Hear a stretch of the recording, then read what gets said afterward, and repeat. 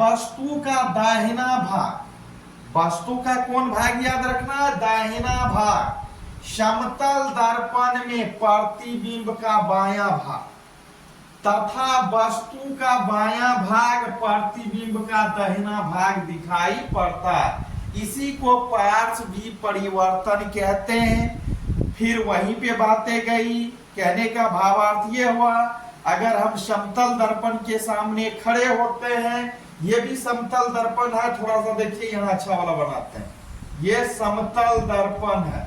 अगर हम समतल दर्पण के सामने खड़े होते हैं और इस समतल दर्पण में हम अपना बायां हाथ हिलाते हैं तो प्रतिबिंब में ऐसा लगता है, नहीं ऐसा होता है कि मेरा दाहिने हाथ के जगह कौन हाथ हिल रहा है, दाएं हाथ, या दाएं हाथ के जगह बाएं हाथ। वो आप पे डिपेंड करता है, बाएं हाथ रहेगा तो दायां, दायां रहेगा तो बायां, ऐसा अनुभव होता है फिर।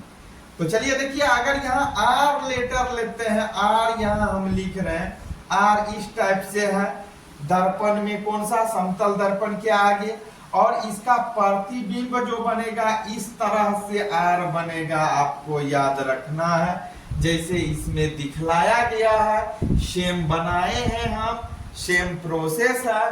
तो ये समतल दर्पण है। समतल दर्पण में होता क्या, वस्तु का साइड चेंज हो जाता है, आपको याद रखना। ये आर है, ये मेरा क्या ऑब्जेक्ट है,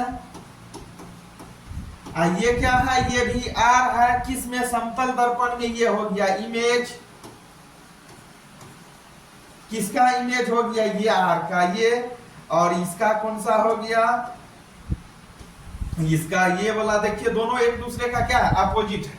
कहने का भावार्थ यही हुआ कि समतल दर्पण के सामने अगर किसी भी प्रतिबिंब को रखते हैं तो उसका विपरीत दिखाई पड़ता है वो।